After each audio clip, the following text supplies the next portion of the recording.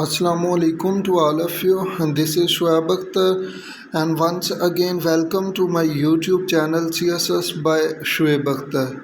सो आज का जो हमारा लेक्चर है वो पार्ट्स ऑफ स्पीच के बारे में है. सो विदाउट वेस्टिंग टाइम इसको स्टार्ट करते हैं. सो सबसे पहले हमें डिफ़ाइन करना होगा कि पार्ट्स ऑफ स्पीच जो है ये किसे कहते हैं. अब कितने होते हैं ये बाद में डिस्कस कर लेते हैं, ठीक है.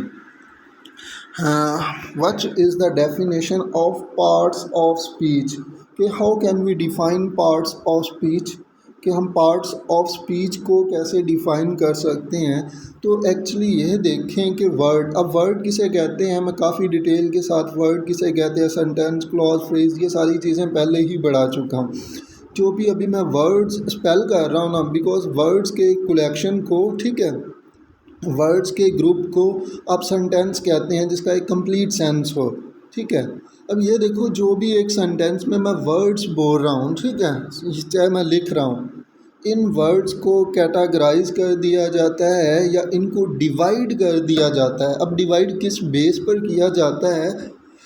डिवाइड इस बेस पे किया जाता है on the basis of their usages, कि उनका एक यूजेज क्या है, उनका एक सेंटेंस में जो यूजेज है वो क्या है, उस बेस पर उनको डिवाइड कर दिया जाता है, उनको क्लासिफाइड कर दिया जाता है. और इस क्लासिफिकेशन को आप पार्ट्स ऑफ स्पीच कहते हैं जो कि डिफरेंट टर्म्स में की जाती है, और उन टर्म्स को आप पार्ट्स ऑफ स्पीच कहते हैं. जैसा कि देखो अब मैंने क्या बोला कि words are divided into different terms according to their usages and these terms are called parts of speech.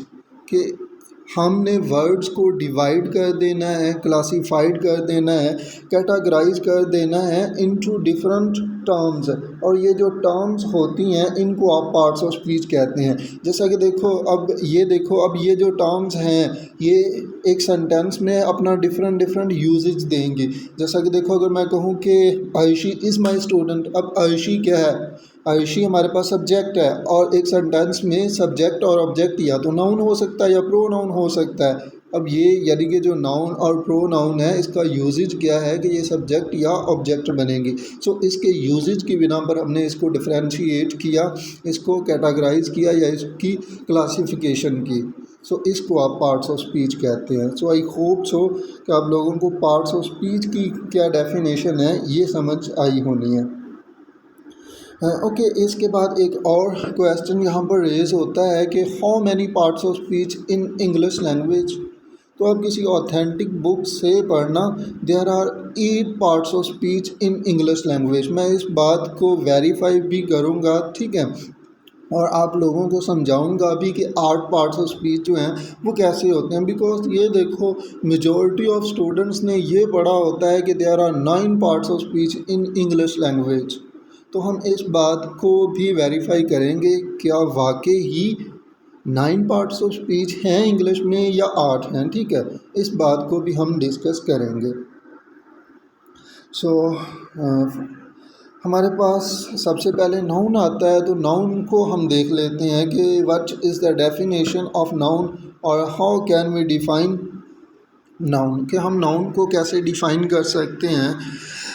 तो ये देखो कि जो नाउन वर्ड है ना ये लैटिन और फ्रेंच लैंग्वेज के वर्ड नोमन से लिया गया है, और नोमन का मतलब होता है name. Nomen, what is the meaning of nomen? Nomen का मतलब होता है नेम, और नेम 2 चीज़ों को दिया जाता है, ठीक है. यानी कि नेम अगर किसी भी चीज़ का होगा या तो वो कंक्रीट होगी या वो अब्स्ट्रैक्ट होगी. अब कंक्रीट क्या है और अब्स्ट्रैक्ट क्या है? Concrete is the name of person, place, thing including animals that you can see, smell, hear, taste और touch. You can say that you can use your 5 senses. जिस चीज़ के ख़िलाफ़ भी आप अपनी 5 senses को यूज़ कर सकते हैं ना उसको आप कंक्रीट कहते हैं. जैसा कि देखो अगर मैं बॉय की बात करूं तो बॉय को मैं देख सकता हूं, उसको टच कर सकता हूं, तो ओबियसली ये मेरे पास क्या है, ये मेरे पास कंक्रीट है. अब कंक्रीट है तो ओबियसली नाउन है. अब ये देखो ऐसे ही मैं गर्ल की बात करूँ तो गर्ल जो है इसको भी तो आप देख सकते हैं, टच कर सकते हैं। ऐसे ही टेबल की बात करूं, अब टेबल को मैं देख सकता हूं, उसको टच कर सकता हूं, तो ये क्या है, ये मेरे पास कंक्रीट है। और अगर कंक्रीट है तो ये नाउन है। ऐसे ही देखो, अगर मैं लाहौर की बात करूं तो लाहौर एक सिटी का नेम है और इसको मैं देख सकता हूँ, और अगर देख सकता हूँ तो ये क्या है, ये मेरे पास नाउन है। ऐसे ही देखो कि शुएब, अब शुएब ओबियसली मेरा नेम है और मुझको आप देख सकते हैं, टच कर सकते हैं, तो ओबियसली ये कंक्रीट है। अगर कंक्रीट है तो ये नाउन है, ठीक है। जैसा कि देखो, अगर मैं म्यूज़िक की बात करूं तो म्यूज़िक को आप सुन सकते हैं, और जिस चीज़ के ख़िलाफ़ भी आप अपनी 5 सेंसेस को यूज़ कर सकते हैं उसी को ही तो कंक्रीट कहा जाता है। और अगर ये कंक्रीट है तो ओबियसली ये नाउन होगी। हमने नाउन को डिवाइड कर दिया ना, ठीक है। नाउन की क्लासिफिकेशन कर दी 2 टर्म्स में, कंक्रीट में और अब्स्ट्रैक्ट में। और कंक्रीट किसे कहते हैं कि जिसके ख़िलाफ़ आप अपनी 5 सेंसेस यूज़ कर सकते हैं, उसको आप कंक्रीट कहते हैं। अच्छा, अभी हम बात डिस्कस कर लेते हैं इसको अब्स्ट्रैक्ट को, कि अब्स्ट्रैक्ट जो है वो किसे कहते हैं। सो अब्स्ट्रैक्ट इज़ अनलाइक्ड कंक्रीट, यानी कि ये बिल्कुल उसके उल्ट है। कंक्रीट में क्या होता है, हम अपनी 5 सेंसेस जो हैं वो यूज़ कर लेते हैं, see, smell, hear, taste and touch, ठीक है। लेकिन आप अब्स्ट्रैक्ट में इस यानी कि 5 सेंसेस को यूज़ नहीं कर सकते। कैसे? अब ये देखो, अगर मैं नॉलेज की बात करूं, ठीक है, नॉलेज की बात करूं, अब ये देखो, एक पर्सन है, उसको तो आप देख सकते हैं, उसको टच कर सकते हैं, ओबियसली वो आपके पास कंक्रीट है। अगर कंक्रीट भी है तो नाउन है। लेकिन जो उसके पास नॉलेज है उसको आप देख सकते हैं, उसको आप टच कर सकते हैं? ओबियसली नहीं टच कर सकते। कि कोई आपको कह दे ये देखो यार मेरे पास इतना नॉलेज है, ओबियसली नहीं, ठीक है। तो वो क्या है, वो आपके पास अब्स्ट्रैक्ट है। और अगर अब्स्ट्रैक्ट भी है तो वो फिर भी तो नाउन ही है। तो अब इस तरह, जैसा कि देखो, अगर मैं माँ की बात करूँ यानी कि मदर, तो मदर को ओबियसली आप देख सकते हैं, उसको टच कर सकते हैं, ठीक है। तो वो क्या है, वो आपके पास कंक्रीट है। अगर कंक्रीट है तो ये नाउन है। और अगर मैं कहूँ मदरहुड, अब ओबियसली आप मदरहुड यानी कि माँ का जो प्यार है उसको तो आप छू नहीं ना सकते, उसको तो आप सुन नहीं ना सकते। लेकिन वो भी तो आपके पास अब्स्ट्रैक्ट है ना। अगर अब्स्ट्रैक्ट है तो ओबियसली वो नाउन होगा। तो हमने इसको ऐसे इसकी क्लासिफिकेशन की कि नाउन जो है वो हमारे पास लेटिन और फ्रेंच लैंग्वेज के वर्ड नोमन से ड्राइव किया गया। नोमन का मतलब नेम होता है, और नेम जिस भी चीज़ को दिया जाएगा उसकी हमने ऐसे क्लासिफिकेशन कर दी, वो या तो कंक्रीट होगी या अब्स्ट्रैक्ट होगी। तो आई होप सो कि आप लोगों को समझ आया होना है। ऐसे देखो, अगर मैं चाइल्ड की बात करूँ, ठीक है, अब एक बच्चे को तो आप देख सकते हैं, टच कर सकते हैं, छू सकते हैं, लेकिन अगर चाइल्डहुड की बात करूं तो बचपन को तो कोई छू नहीं ना सकता, स्मेल तो नहीं ना कर सकता, तो वो आपके पास अब्स्ट्रैक्ट नाउन चला जाता है।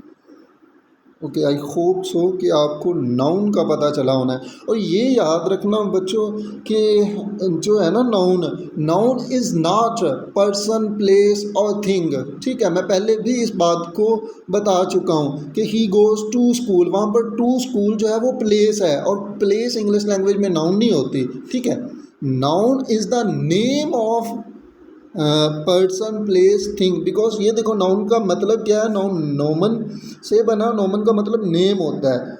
सो ये देखो कि यानी कि अब नेम को नाउन कहते हैं, name of person, place, thing etcetera, ठीक है, उसको आप नाउन कहते हैं। फर्दर आपको आगे काफ़ी कुछ सीखने को मिल जाएगा। अच्छा, इसके बाद हम बात डिस्कस कर लेते हैं इस बात को कि kinds and functions of noun. तो यहाँ पर भी एक बहुत बड़ा क्वेश्चन जो है वो रेज होता है कि सर हाउ मैनी काइंड्स, यानी कि how many types of noun, के नाउन की कितनी टाइप्स होती हैं, नाउन की कितनी काइंड्स होती हैं। बिकॉज स्टूडेंट्स ने और टीचर्स ने भी उनको पढ़ाया होता है कि there are 8 types of noun, there are 9 types of noun, there are even कुछ तो ये कहते हैं कि देयर आर 10 और 11 टाइप्स ऑफ नाउन। तो ये देखो, मैं आप लोगों को रेफरेंस जो है वो इस लेक्चर के लास्ट में दे दूंगा, या इससे अगर मुझे ये वीडियो की लेंथ जो है वो ज़्यादा होती है, तो मुझे 2 वीडियोस जो हैं वो रिकॉर्ड करनी पड़ जाएंगी। तो मैं लास्ट यानी कि जैसे ही ये लेक्चर ख़त्म होगा वहाँ पर आपको रेफरेंस दे दूँगा कि यहाँ पर भाई लिखा हुआ है कि देयर आर 4 टाइप्स यानी कि 4 काइंड्स ऑफ नाउन। तो इंग्लिश लैंग्वेज में there are 4 kinds of noun. English language में 4 काइंड्स होती हैं नाउन की, ठीक है। अब मैं इसको ऑथेंटिक रेफरेंस के साथ प्रूव कर दूंगा, बट प्लीज़ आप वेट करें लास्ट तक। हाँ, तो ये देखें, सबसे पहले हमारे पास the very first kind of noun that is common. अब कॉमन का क्या मतलब होता है? तो कॉमन वर्ड जो हमारे पास फर्स्ट टाइप आती है नाउन की, दैट इज़ कॉमन नाउन। और कॉमन वर्ड का क्या मतलब होता है? ये कॉमन जो वर्ड है इसका मतलब होता है शेयर्ड बाय ऑल, ठीक है, शेयर्ड बाय ऑल। अच्छा, ये देखो, अब शेयर्ड बाय ऑल का क्या मीनिंग है? इसमें मैं ना जब स्टूडेंट्स को पढ़ाता हूँ तो मैं 2-3 और भी वर्ड्स जो है ना, यानी कि एक और सेंटेंस जो है वो ऐड कर देता हूँ कॉमन नाउन की डेफिनेशन में, कि कॉमन नाउन उसे कहा जाता है which is shared by all, but it is necessary कि वो जिनको आप शेयर्ड बाय ऑल कर रहे हैं उनमें सेम क्वालिटी होनी चाहिए, ठीक है। सेम अगर क्वालिटी किसी चीज़ में है, ठीक है, तो उसको आप शेयर्ड बाय ऑल कर सकते हैं। जैसा कि देखो, अगर मैं कहूँ मोबाइल, ठीक है, मोबाइल, अब दुनिया का कोई भी मोबाइल है, ठीक है, तो उसको आप मोबाइल तो कह सकते हैं, ये शेयर्ड बाय ऑल हो गया, ठीक है, ये शेयर्ड बाय ऑल है, ठीक है। दैट्स मीन उसमें क्वालिटी क्या है कि वो मोबाइल है, ठीक है, तो इसी वजह से तो आपने इसको शेयर्ड बाय ऑल कर दिया। ऐसे ही देखो, अगर मैं टेबल कहूँ, तो टेबल दुनिया का कोई भी टेबल है तो उसको आप टेबल तो कह सकते हैं ना, ठीक है, लेकिन कभी भी आपने चेयर को तो टेबल नहीं ना कह सकते, बिकॉज क्यों? उसमें टेबल वाली क्वालिटी नहीं होती, उसकी शेप जो है वो अलग होती है। हाँ, दुनिया की हर चेयर को मैं चेयर तो कह सकता हूँ ना, ठीक है, मैं चेयर को टेबल नहीं कह सकता, बिकॉज क्यों? चेयर में टेबल वाली क्वालिटी नहीं है सेम। अगर सेम क्वालिटी होगी तो फिर आप शेयर्ड बाय ऑल कर सकते हैं, अदरवाइज़ नहीं। जैसा कि देखो, अब दुनिया का कोई भी बॉय है, ठीक है, उसकी अगर यानी कि वो टीन एज में है तो उसको मैं बॉय तो कह सकता हूँ ना, ठीक है, बिकॉज उसमें क्वालिटी है, किसकी क्वालिटी है? सेम क्वालिटी है एज की, ठीक है। ऐसे ही देखो, अगर मैं डॉग है कोई, तो दुनिया का कोई भी डॉग है उसको मैं डॉग तो कह सकता हूँ ना।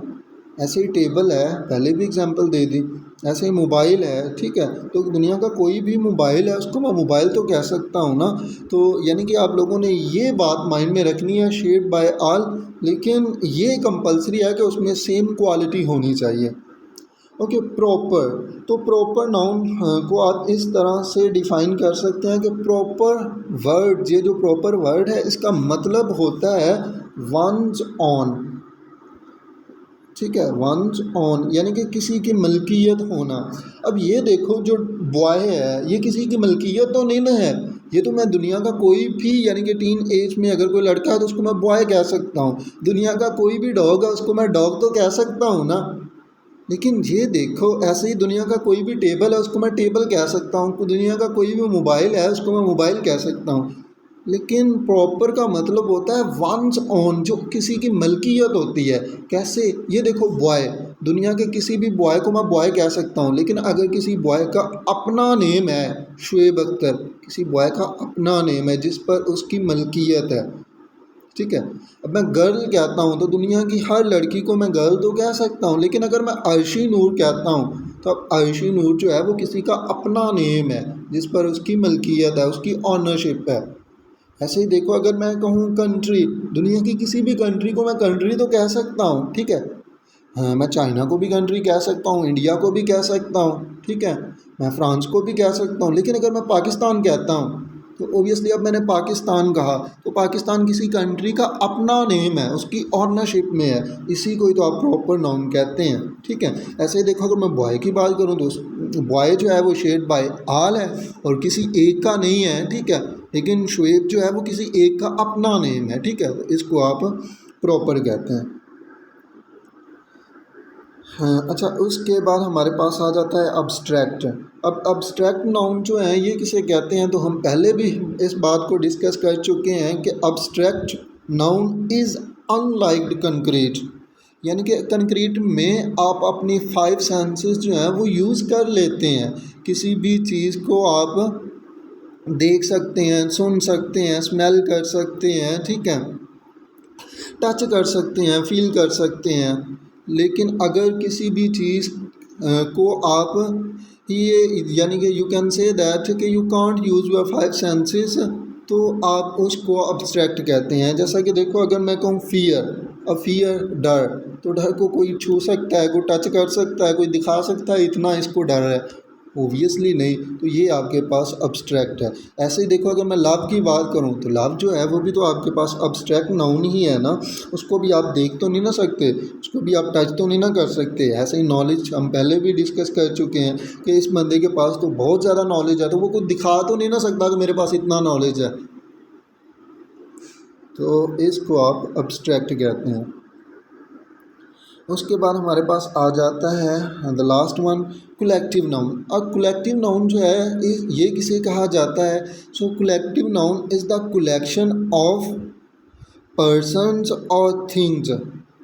लेकिन ये याद रखना, इसमें भी वही सेम कंडीशन अप्लाई होगी, यानी कि collective noun is the collection of similar persons और थिंग, यानी कि उनमें भी सिमिलरिटी होनी चाहिए, ठीक है, यानी कि उनमें कोई ना कोई चीज़ जो है, कोई ना कोई क्वालिटी जो है वो सेम होनी चाहिए। और अगर यानी कि सेम चीज़ों का, सेम पर्सन्स का अगर ग्रुप है तो उसको आप कलेक्टिव नाउन कहते हैं। जैसा कि देखो, अगर मैं टीम कहूँ, अब टीम में क्या सिमिलरिटी है? टीम में आपके पास कोई ना कोई चीज़ सेम होगी, कोई ना कोई क्वालिटी सेम होगी। तो टीम जो है वो किसका कलेक्शन है? टीम में आपके पास प्लेयर्स ही आते हैं ना, जो खेलते हैं उसी को तो आप टीम का हिस्सा मानते हैं, ठीक है। तो team is the collection of players. ऐसे देखो, अगर मैं क्लास की बात करूँ, so class is the collection of students. अब इसमें ये तो नहीं है कि क्लास में आपके पास यानी कि कोई बॉय ऐसा है जो क्लास का पार्ट ही नहीं है, उसको भी आप ऐड कर लें, या किसी सोल्जर को क्लास में ऐड कर लें, ऐसा तो नहीं ना होता। वो क्लास जो है वो ओनली स्टूडेंट्स का ही कलेक्शन हो सकता है, बिकॉज सिमिलरिटी जो है वो लाजमी होनी चाहिए। तो इसके बाद हमारे पास स्कूल आ जाता है। So school, I hope so कि आप में से बहुत सारे स्टूडेंट्स को नहीं पता होगा कि school is the collection of fish, यानी कि मछलियों के ग्रुप को आप स्कूल कहते हैं। अच्छा, यहाँ पर एक और क्वेश्चन जो है वो रेज होता है और बहुत सारे स्टूडेंट्स के माइंड में भी आता है, और इवन स्टूडेंट्स पूछते भी हैं कि sir what is the difference between plural noun और collective noun. Mean to say कि ये देखो, स्टूडेंट्स का ये क्वेश्चन होता है कि सर ये देखें, हमारे पास एक नाउन है स्टूडेंट, ठीक है, इसका हमने प्लूरल बना दिया स्टूडेंट्स, ठीक है। अब सर हमने स्टूडेंट्स प्लूरल तो बना दिया, तो अब इसमें और टीम भी तो कलेक्शन ऑफ स्टूडेंट्स ही है ना, ठीक है। अब इसमें डिफरेंस क्या है? तो एक्चुअली डिफरेंस जो है वो तो बहुत ज़्यादा है, लेकिन जो बेसिक डिफरेंस है वो बताऊंगा, जो आपके एग्जामिनेशन पॉइंट ऑफ व्यू से ज़्यादा इम्पोर्टेंट है। वो ये है कि जो कलेक्टिव नाउन है वो सिंगुलर भी बिहेव कर लेती है, और उसको आप प्लूरल भी बिहेव कराया जा सकता है। You can use collective noun as singular as well as plural. आप कलेक्टिव नाउन को सिंगुलर भी यूज़ कर सकते हैं और प्लूरल भी यूज़ कर सकते हैं। लेकिन बच्चों ये याद रखना कि जो प्लूरल नाउन है वो हमेशा प्लूरल ही यूज़ होती है, और उसके साथ हमेशा प्लूरल ही वर्ब आती है। जैसा कि देखो, अगर मैं स्टूडेंट्स की बात करूं तो स्टूडेंट्स के साथ हमेशा आर ही आएगा, वर ही आएगा, हैव ही आएगा, यानी कि प्लूरल वर्ब ही आएगी। लेकिन क्लास के साथ इज़ भी पॉसिबल है और आर भी पॉसिबल है वेरी सॉरी, आर भी पॉसिबल है। तो अब कहाँ पर इज़ आना है, कहाँ पर आर आना है, ये हम ना नेक्स्ट लेक्चर में डिस्कस करेंगे, आई होप सो। तो अगर यहाँ तक आप में से किसी का कोई भी क्वेश्चन हो तो वो आप ओबियसली कमेंट्स में पूछ सकते हैं। अदरवाइज़ आप, मैंने नंबर भी उधर ड्रॉप किया हुआ है, आप वहाँ से लेकर व्हाट्सएप पर मैसेज करके पूछ सकते हैं। ओबियसली मैं आप लोगों को समझा दूँगा। So see you in the next lecture. Till then अल्लाह हाफिज़ एंड टेक केयर।